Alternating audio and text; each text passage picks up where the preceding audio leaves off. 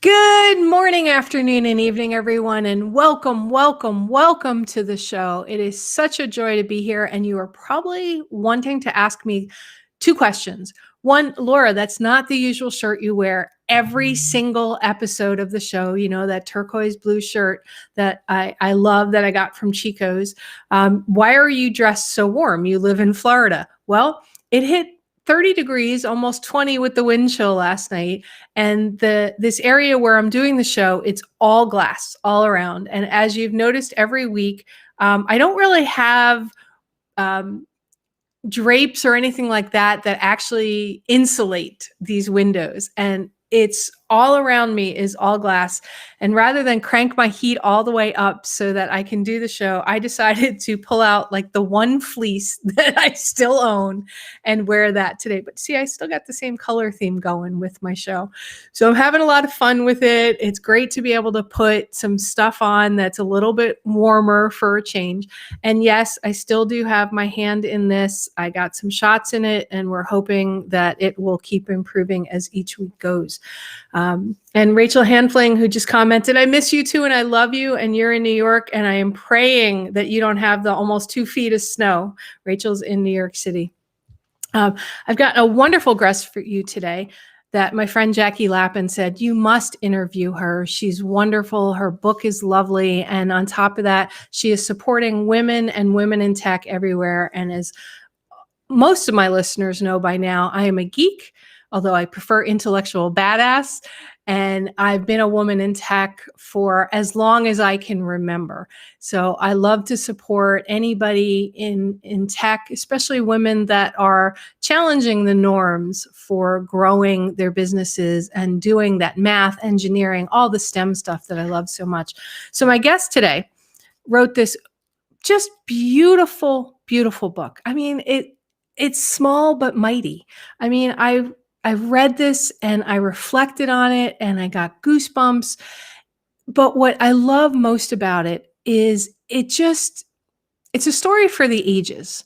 It's one of these books that I think everybody should read because what it does is it makes you think. It makes you think about intention, about purpose, about reflection itself, reflecting on all aspects of your life. So I want to bring on to the show Pat Alva-Kraker, who is going to talk about the book and more. So Pat, welcome to the show.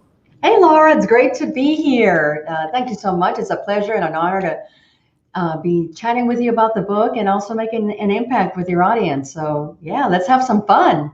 Yeah, I'm so excited to have you on. And I know that we've talked about this. I swear I must have crossed paths with you somewhere. I just can't remember where or when, but that or you're like me. Everybody goes, I know you. And I'm like, no, I just have that face.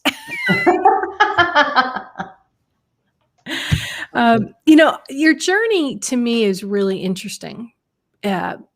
You worked in the aerospace field. Mm-hmm. Right? Yes. Which is not a path that most women go into. Now, I live here in Florida where literally rocket scientists abound everywhere I am. And I've met rocket scientists that worked on Gemini and Apollo, which, by the way, is so cool. Yeah, it's the neatest thing when you get to meet these people.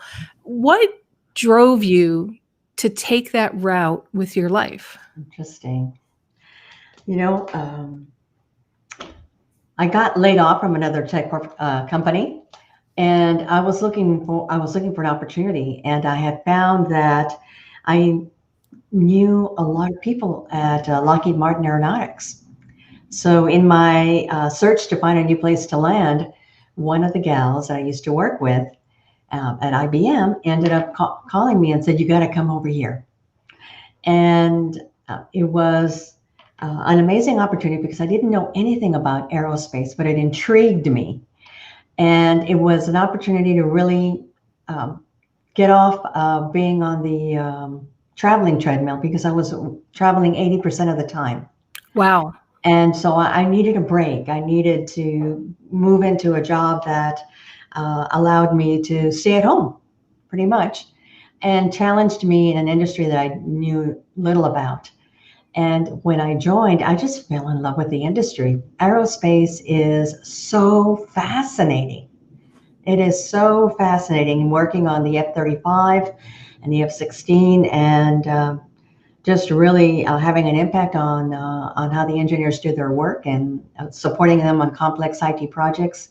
You know what? It was like the cherry on the cake. A great way to leave corporate America, having really made a difference in this industry. Well, it's interesting because you say leave corporate America, right? Your career was definitely some of the purest corporate America you could get, right? Mm-hmm. IBM, Mm-hmm. Lockheed Martin, and now you have your own business where you help women succeed. Mm-hmm. Do you work with men at all in that process, or I think it's strictly women is your sweet spot, right? Yeah, women are my sweet spot. Yeah. I had a real passion for that when I first started my career in corporate. Both of these industries are male-dominated industries, and so I found very few women that look like me. And when I did find them, I immediately gravitated to them because I wanted that connection, and I wanted to be supported by other women, and I wanted to support other women as well. So as I ran into women who had a hunger to, move up the chain and become an executive, I said, let me help you. Let me help you get there, because I want to see more women move up, and I just have the gift of mentoring and coaching. And I said, this is a place for me to make a difference within these corporations and help move women forward. And that's really my passion, is moving women forward. I'm trying to figure out the best way to word this question. I've been doing a lot of thinking about something, and I think this is a great platform to bring it up. I have a lot of friends who mentor a lot of other women, a lot of women throughout my entire career that have done nothing but lift other women up. Right. Yet there's this thing that still goes around about how women are not helping other women. And, I'm not really sure exactly what the question is. I know I want your insights on this, but nobody ever talks about the men who don't lift other men up, at the same time. I really don't think this is a thing, women not helping women. I think it's more a thing of people not helping people. Yeah, I would There's agree on always that. going to be people who are not going to lift you up, and they're only going to stand up for themselves and try to knock somebody down in order to help them be up. From your experiences, both corporate into, like me, we did our careers in male-dominated fields. What's your thought on that? Do you see this happening or not happening? I do see it happen. And I agree with you, Laura, that it's not gender specific. That, it's the personality of the women that you may be surrounded by or encounter. Because I think men do the same thing. We just don't talk about it. Right.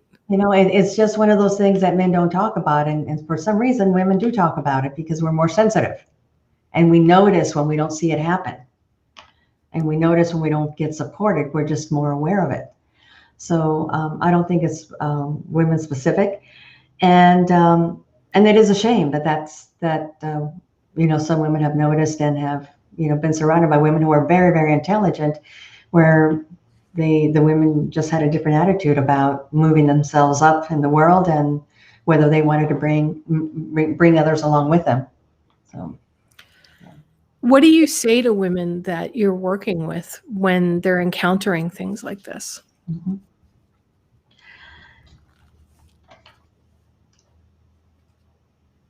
The world isn't perfect, and you're going to end up running into women who are like that.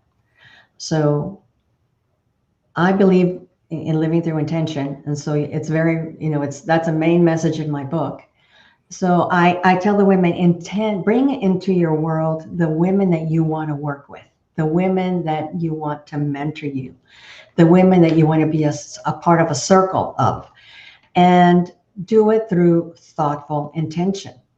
Be specific on the women that you want to be around and what specific characteristics they have, the type of relationship you want to have with them, and start attracting that into your life. I love that. I love the whole idea of being intentional Mhm. around the people that you bring into your life. 2 weeks ago, I had Nicole Scheffler on my show. I don't know if you know Nicole. Mhm.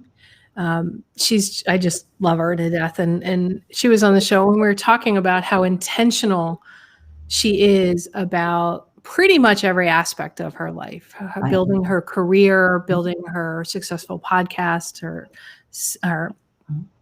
separate career outside of her career, and all of those different things.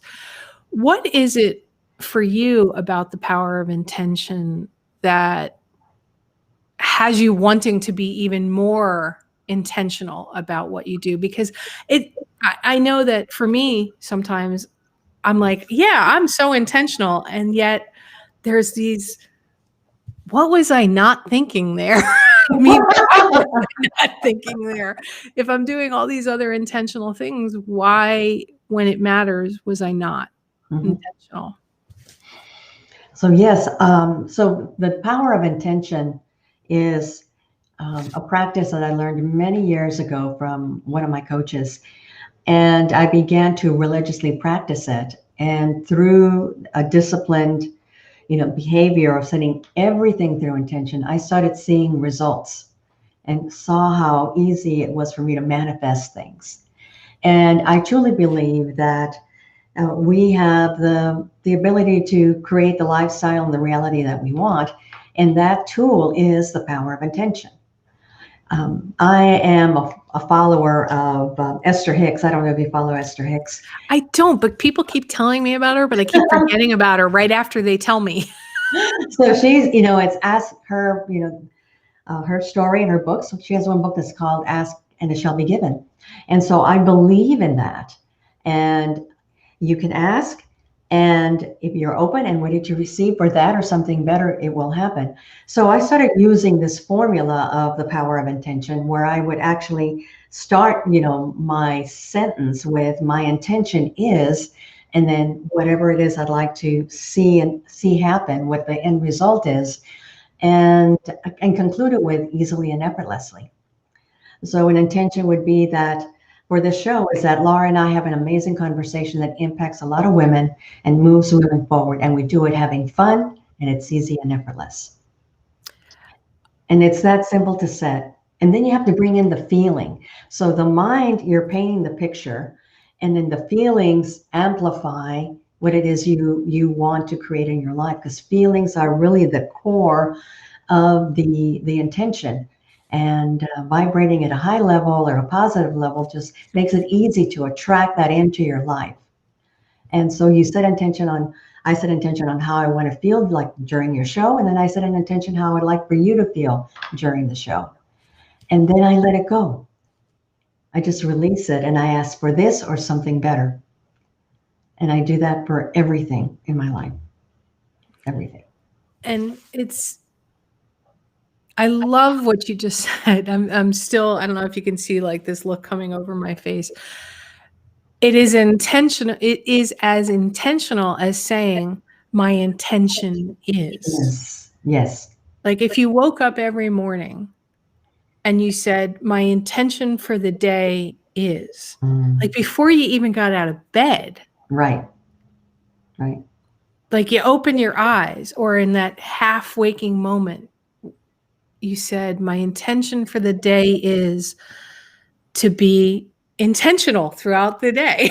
Yes. Just throwing Mindful, something, right? right? Just Yeah. to,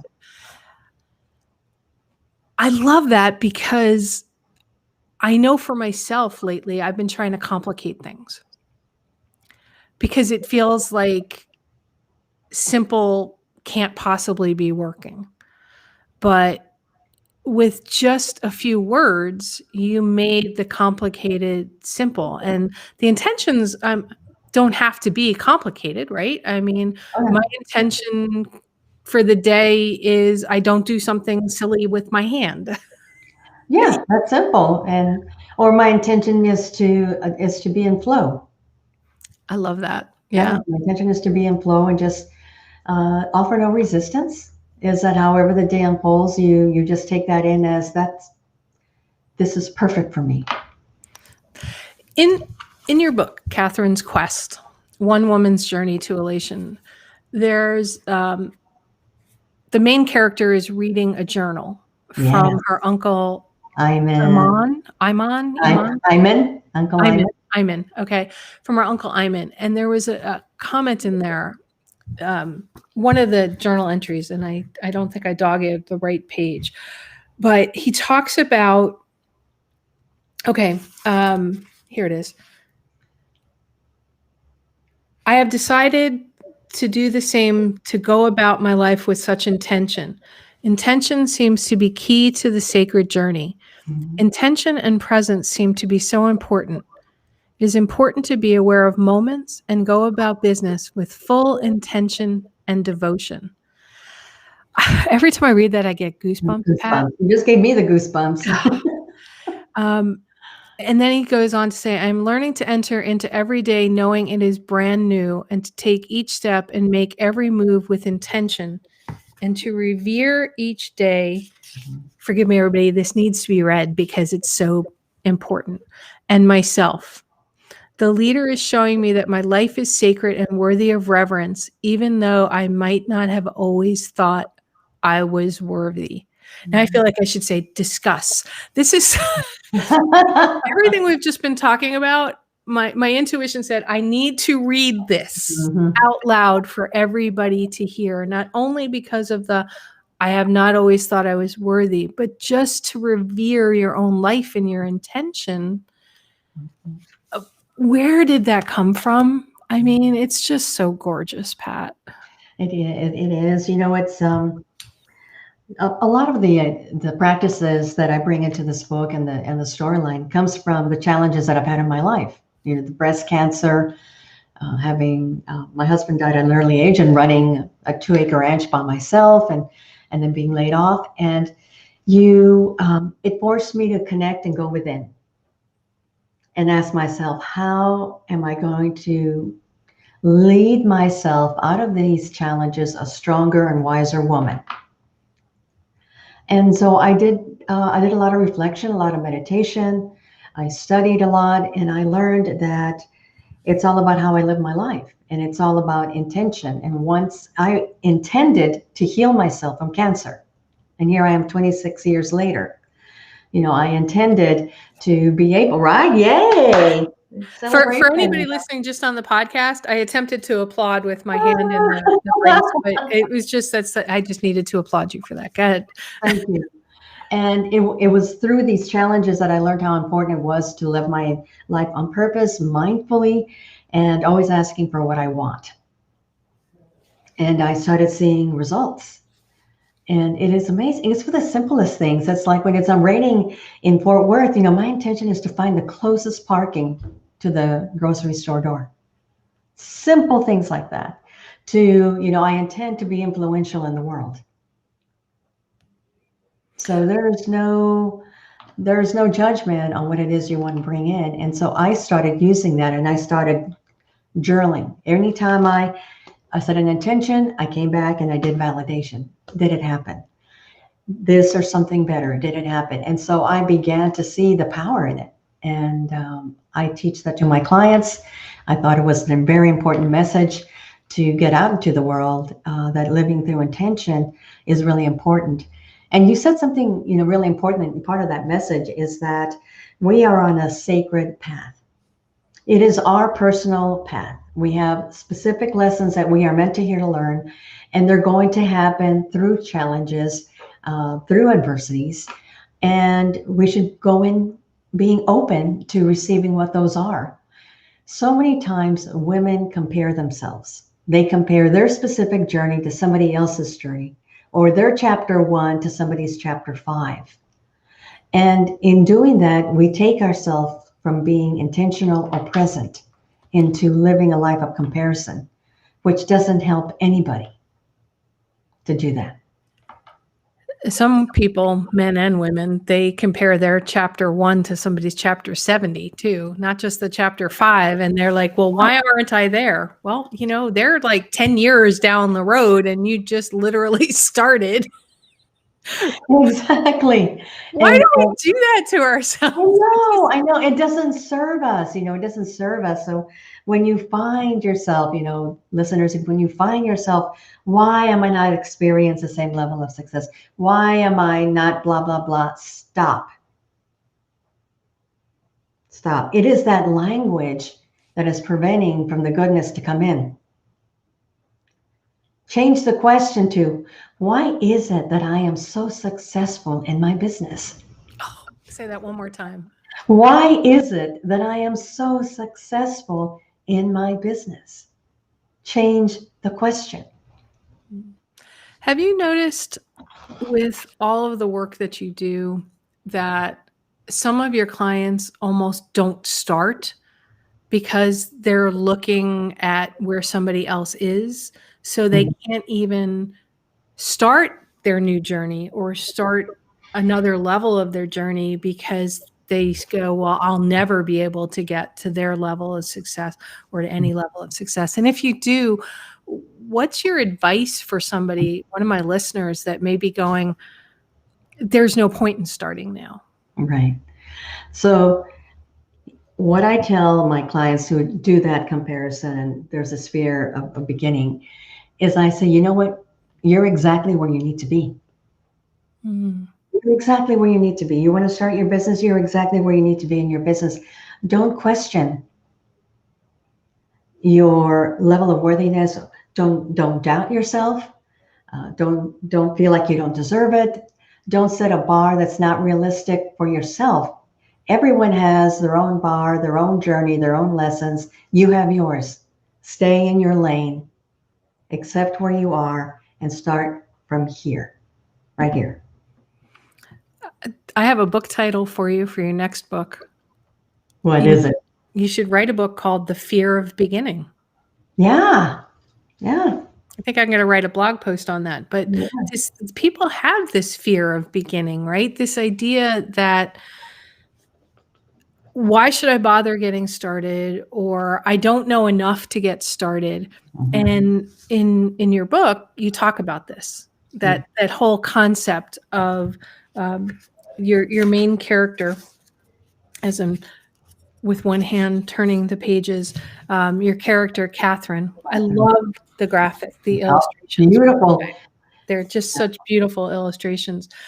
She had this great beginning. She had a really successful business. She was married, all this other stuff, and it opens up with her business ends, her husband leaves her, she has to move, and then she finds this chest, which has this journal from her uncle. And she was sort of paralyzed until she found the journal. Mhm. I know I'm focusing a little bit about this because I can almost hear my listeners going, because of everything that's been happening this last year, they're afraid to literally set foot out the door. Mhm. Yeah, I know. I have friends that are in that place. Yeah. So, do you have some advice Mhm. for those who are listening of maybe like the first intention they can create, Exactly. or some steps that they can begin beyond reading this book, which was really helpful for me too. And I consider myself pretty evolved, but also not evolved at the same time, which is why I do this show, because I love perspective shifting stuff. But this book is about islands and different processes. It's a parable story, It like is. my favorite book in the world, The Go-Giver, by my dear friends Bob Berg and John David Mann. So could you provide a question, a thought, some advice for that to get past that paralyzing? So I approach it different ways. So I am afraid of, and really get underneath this. What is getting underneath that? What do you think is causing that fear? Because it's a level of uncertainty, and all this environment, the media, you know, everything that you're hearing people are saying are causing this level of fear. And we get to choose whether we believe that fear. We get to choose whether whether the world out there is fearful. or we trust ourselves and trust the process of life. So many times I say, so what's the worst that can happen? What's Always the a good worst that can question. happen? Okay, so what if they ask themselves, what's the worst that could happen? And they fill an entire journal with a list of what's the worst that can happen. The next question would be, is that true? Okay. Is that And if true? they come up with, yes, it's all true. Really? Then, then I would say, why don't we take those fearful statements and turn it into a positive? Okay. Turn it into an affirmation. I'm fearful of going out there because I think I'm going to get sick, right? People are very anxious about if they have any underlying conditions, that they don't step outside because they fear if they get COVID-19, that it'll be the end of their lives. And I tell them, I said, what if you started your affirmation with, why is it that I'm so healthy? I Mm. feel great today. I get better every day in every way. Is turn that around. Start turning that mindset around into more of a growth mindset versus one that has you fixed into this box that has all these fears in it. For somebody starting out with the power of intention Mhm. and that work, I can hear my listeners, because my clients say this to me all the time too, Pat. Well, but I remember today, I won't remember tomorrow to say those things. Oh, okay. All So right. So yeah, I love that. I won't remember today, so I can do tomorrow. So one of the things that when I work with my clients is I work on a morning routine, a morning routine. very powerful morning routine that is the foundation is that of having you feel strong, empowered, confident, healthy, that you can take on the day. And so we work creating a morning routine. It can be as simple as 10 minutes long or as long as an hour, depending on how committed you are and how much you're loving it and how it grows over time because you implement it. So I recommend clients to do a mind, body, and soul type of routine where they're moving their body, they're taking time to say affirmations, looking at their goals, and then connecting with the greater good, their higher self, God, Buddha, whoever that is. And that in itself you can do that in 15 minutes and being consistent about doing that. Because the truth is, everybody has a morning routine. They, the question is it empowering? Everybody has one. Oh, okay, wait. Everybody has a life. I need to I just need to process that for a second. Okay. You said everybody has a morning routine, but is it empowering? Mhm. Okay, I want to cry right now. Mine's not. See, 'cause there's a lot of women that in bed pick up their phone and they start reading their email, and it directs their day. Or they get up and the first thing they do is they run to get the coffee. Um, they press the snooze button on the phone 2, 3 times. That is all a morning routine. That's a routine. Do you see the tears? I'm not kidding. Wow. I feel like I got hit by a 2x4. Thank you. You're welcome. Wow. So, what to you, and I know it's a very individual thing, okay? Yes, yes, it is. What is empowering for a morning routine? I'll just give you an example of mine. Love that. I'll Okay. give you mine. Wow, I'm just like, I'll give you mine. okay. So when I wake up every morning, I take at least 15 minutes to meditate. And in my meditation, I think of these, I do it different ways. I ask the question, why is it that my business is so successful? And I just meditate on that question. And I allow the answers to come in because that gives me direction. The other question that I ask is, what are the three most important things that Higher self, God, you want me to do today? Well, how do you want to guide me today? And I just stay open. So I connect, and then I exercise for at least half an hour. And I change it. Sometimes I do yoga, sometimes I work weights, I ride my bike, I go walking, but I move. I move. Then I take time to write in my journal. And in my journal, I ask myself 3 questions. What went well in my day? What didn't go so well? And what will I do differently? Because Okay, say those again. what went well, what didn't go so well, and what will I do differently? When you do this consistently, you become your own best teacher. And I believe that every day we can be a better self. And you do that by a sense of awareness and taking time to do the journaling. So that's my meditation, my affirmation. I visualize my day. I visualize the event. I visualize this podcast. I visualize the importance of that and setting the intention. I exercise. I read something every day or listen to a podcast, and then I journal. That's my process. So something that's mind, body, and soul centric. Okay.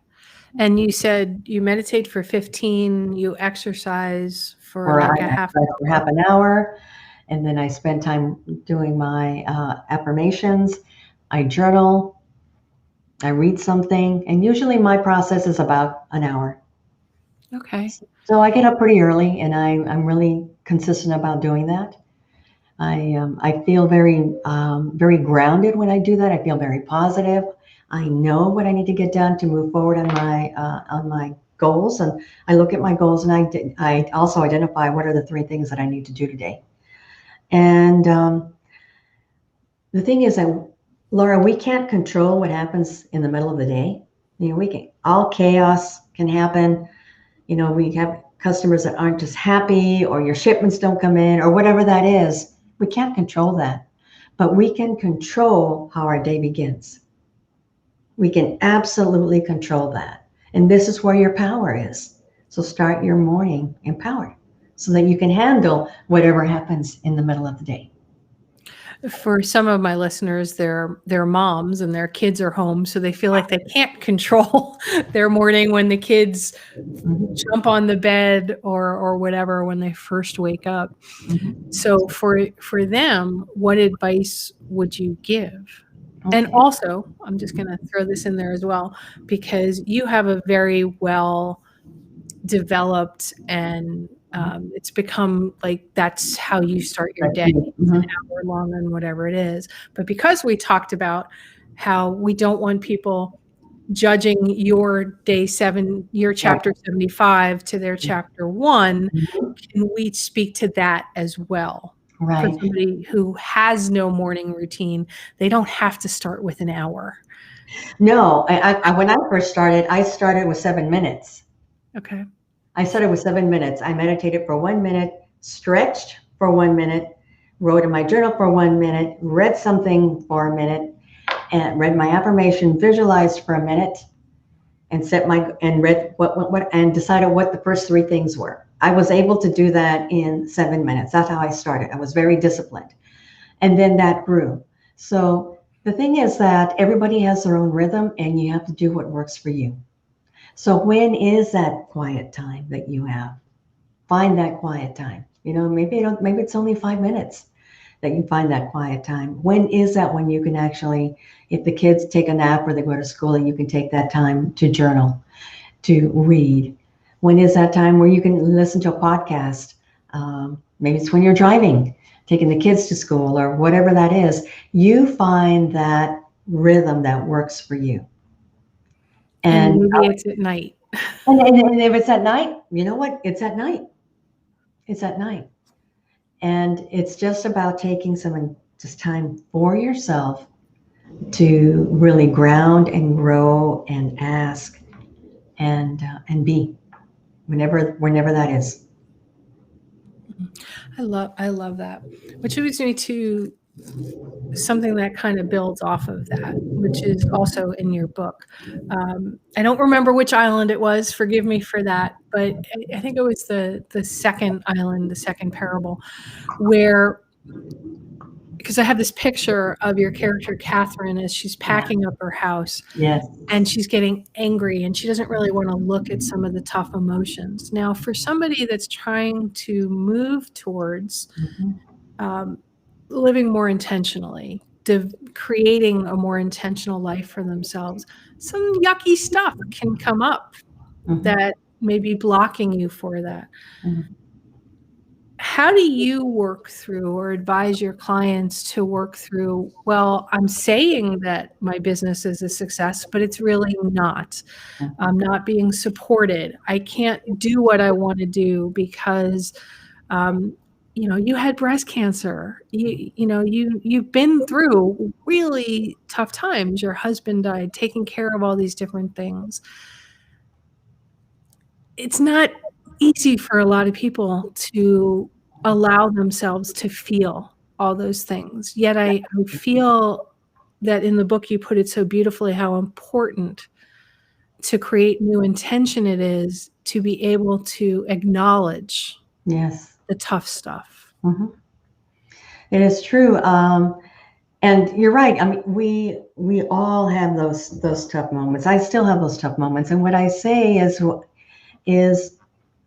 there's different ways you can do it. You can sit down and take the time to write that out. What is this causing within me? And just empty out your heart and soul on a journal and just write it all out. And then, you can throw it away, but find a way to actually get it out. If it's on paper, if you're a writer, that's a great way to do it. If you just need to sit with the emotion and sit with it and say, okay, right now I'm really angry or I'm really disappointed or I feel like a failure or whatever that is. It's just to be able to sit with it and acknowledge that that's how you feel. And ask yourself, how would I rather feel? Oh, that's a great question. How would I rather feel?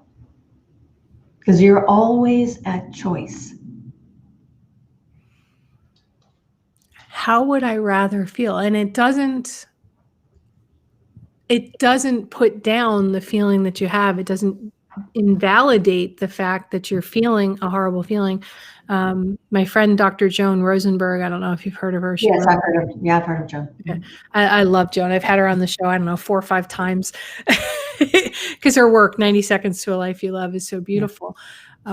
What you were just describing doesn't invalidate the way you feel. You're in your book as well. It talks about you need to acknowledge all of those feelings if you want to move forward, because stuffing them down doesn't move you forward all the way. There's always some part that's kind of stuck there. And if you can acknowledge it and let it heal, as a friend and therapist says to me, hug those emotions. I like that. He's like, just hug that part of you that is feeling that emotion, because it probably just needs love. And I think that's the third island that you talk about.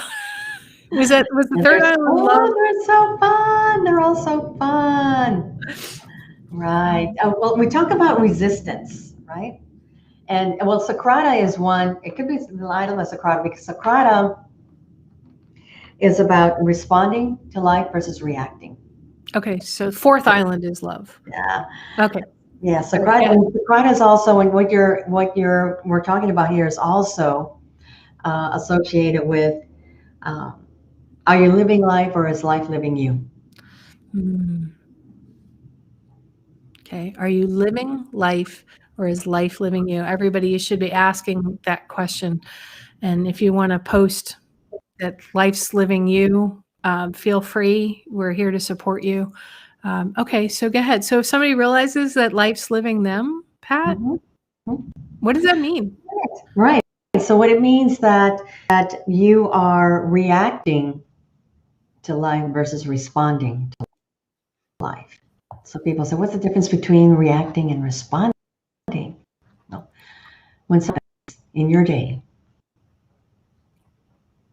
unintended, however you choose to label it, right? Responding means that you step back,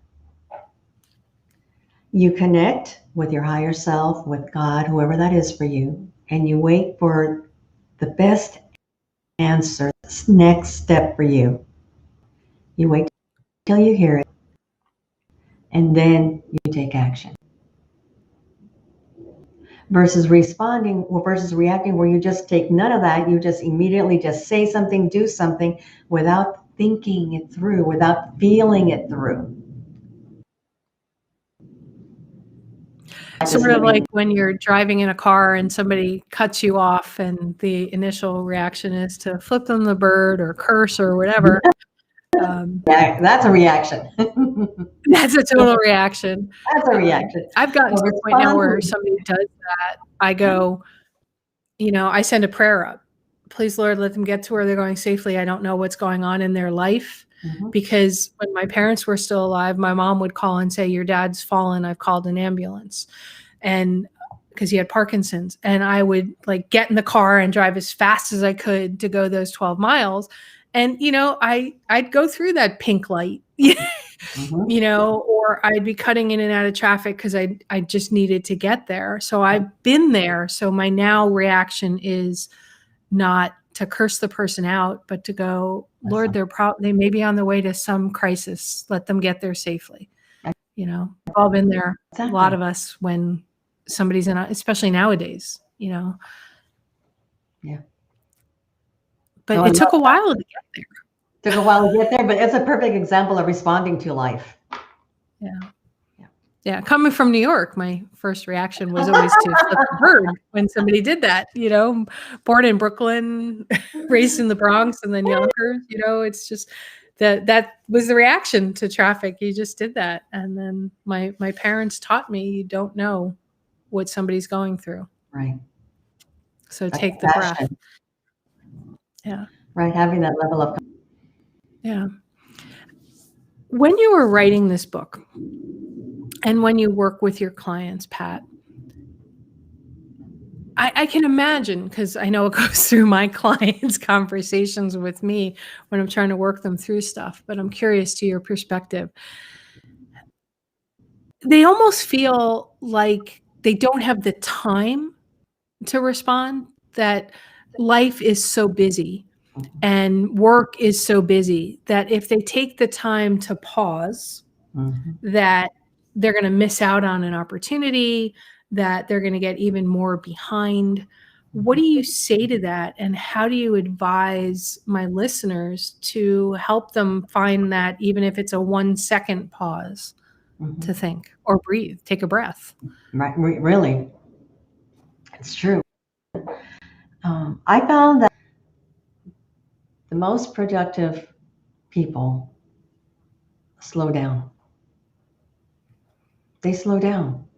They don't rush through life. They slow down in their day, because that's when you slow down, you're better able to hear what is being said to you. You're better able to be in your body and fully present, being on that wheel, just going, when it would be to your highest good to just step and be versus doing all the time. Oh, like the Frank Sinatra song, doobie doobie doo. That's a shout out to my friend Marion in Bardson. She told me that. I love him. So yes, it's slow down. Slow down. Okay, but how? I mean, how do you tell people to slow down? I know tons of my friends in the tech world who are working from home right now, who, their husbands may be working from home as well. But it seems like the woman is still responsible in most cases for getting the kids set up and making sure that they are paying attention to the lessons if their kids are at home, not at school, and they're trying to order groceries or do this and this, and they don't even see how they could possibly do this.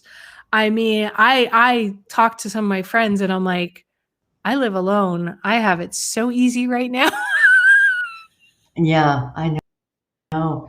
It's true. Some people feel overwhelmed, and some of the comments that I get, well, if I was just better organized, I could get this done. If I was just better organized, then I could take a breath.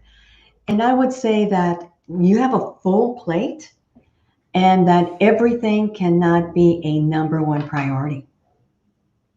If everything is a number one priority, you have no priorities. So it's important to set priorities. When you understand what your priorities are, then you set the timely. Things that are, you just let them go. You delegate them. You give them to somebody else to do. You ask for help. But you have to understand, it's really important that you understand what your priorities are and that you allocate your time accordingly. And try not to boil the ocean all in. Is it really important that all these things get done? Who can help me with this? Is this a urgent and important task? It's there's got to be a thought pattern of how you're using your time and what matters so that you can slow down, take a breath, in minutes every hour to just, kind of sit back and chill and stand up and move. It's just what is really important to you. Important. I've never heard the phrase, don't try to boil the ocean in one day. I've never heard that phrase before, but it's so perfect with what you're just saying. A lot are trying to boil the ocean in one day. Mm-hmm. You can't drink an ocean in one day either, so just take it one sip at a time. Mm-hmm. I like that. That's, wow. You're just so brilliant. I'm so glad Jackie was like, you have to interview Pat. It's the lessons that I've learned along the way.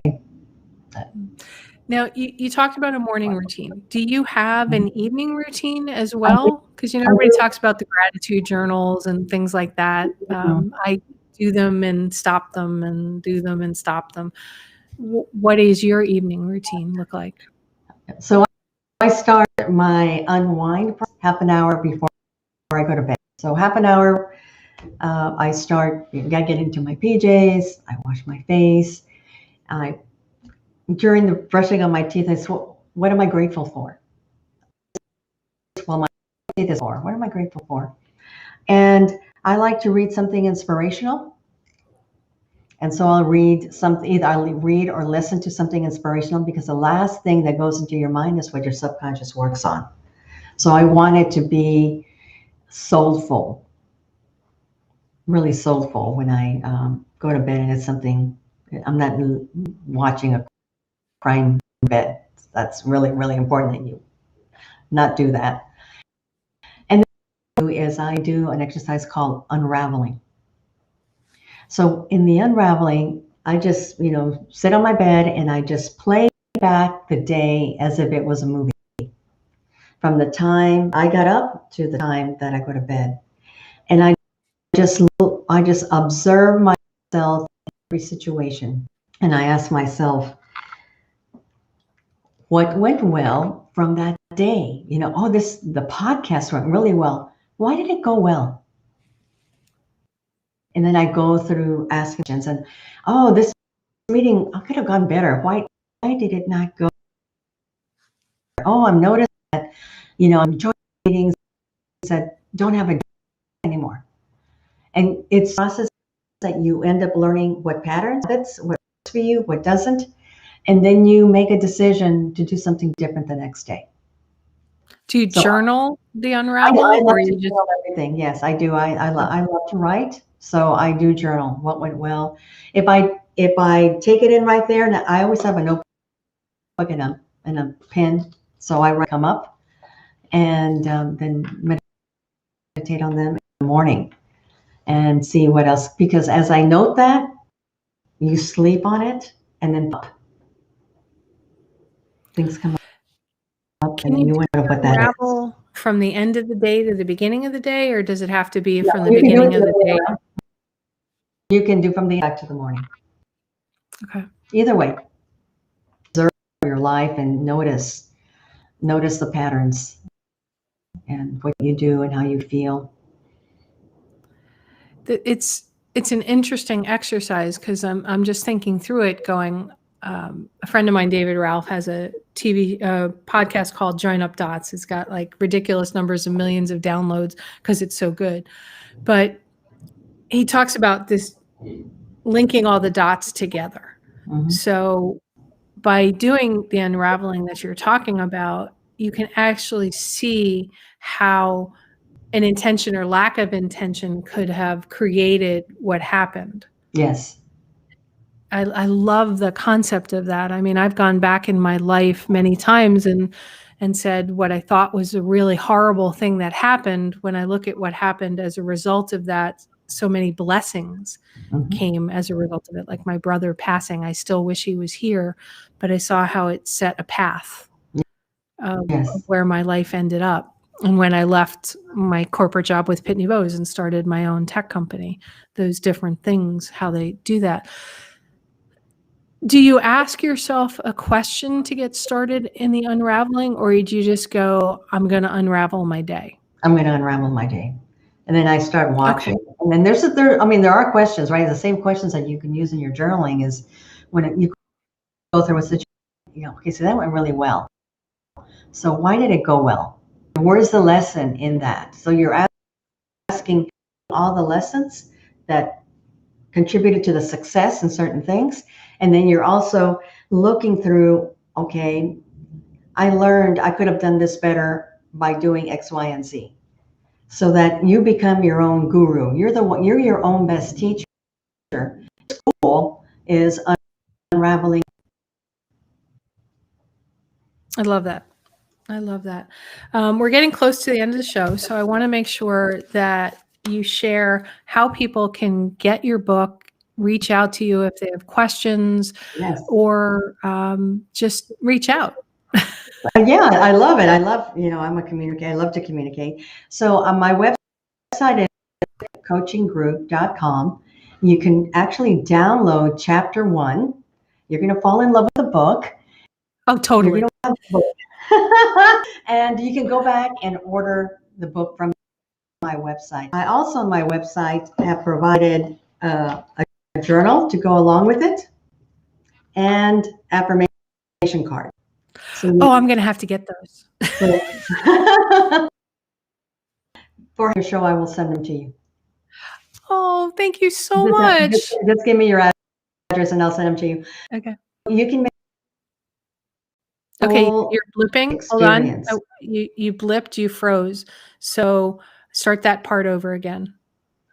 So to make it a experiential experience for you, yourself in the book and then getting the affirmation cards, and they all connect with every island and every chapter. So you can order the package. Order the package for a leader in your life. It's Valentine's. Order this package for someone that's a leader in your life, a woman leader. I could see moms buying this for their daughters. Absolutely. I had a lot of those for Christmas. Yeah. A recent graduate, somebody in high school. I mean, I just think this book is so beautiful. Have you considered writing a study guide for it if you don't already have one for? I have associated a coaching program with it. Okay. And a coaching program with it. And retreats. I also do retreats. So it's become a core of my business. So I embed it into everything that I do. Okay. And once again, how people can get to you, get to your book, order the package with the journal and the affirmation cards as well, and maybe find out about the coaching? Yes, absolutely. That's majesticcoachinggroup.com. There's a tab Quest. Click on that and you'll learn every book and how to order and download.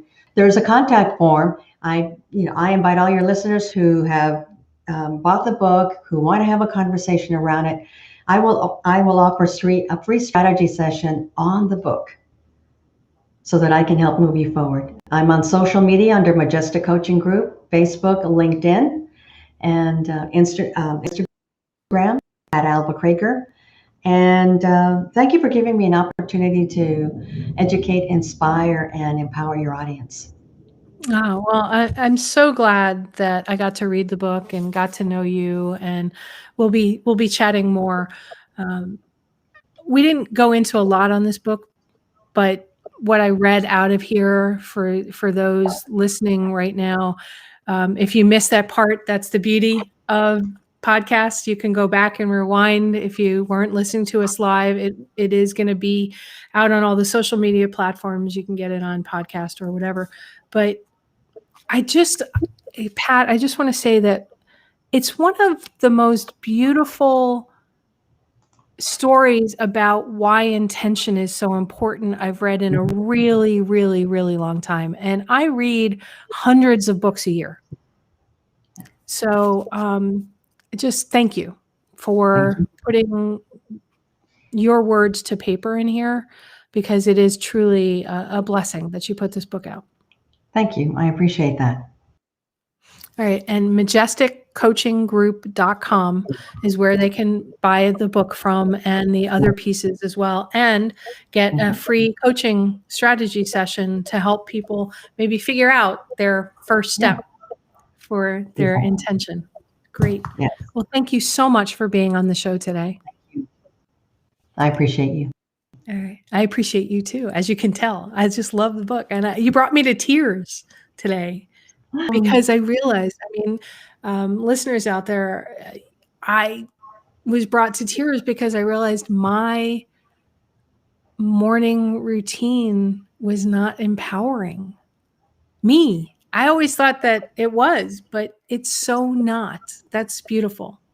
So hopefully everybody will take that forward, who are thinking that, I can't achieve what Laura did. I'm learning every day, and I'm certainly not perfect. Me too. Yeah. All right. Hang on. I'm going to close the show out. But, thank you again for being here, Pat. You're welcome.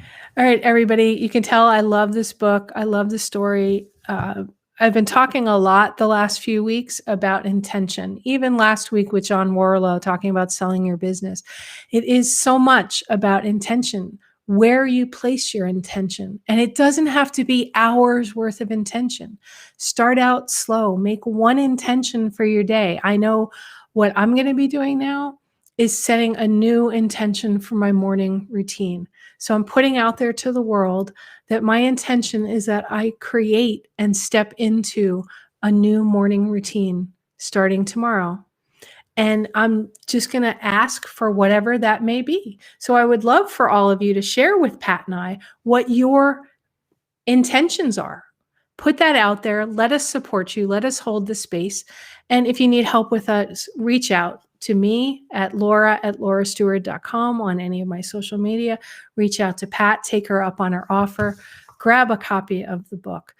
Because for me, shifting perspectives, creating intention, and helping you live the best life that you want for yourself, that you could not even imagine, is what this show is all about and who I am all about.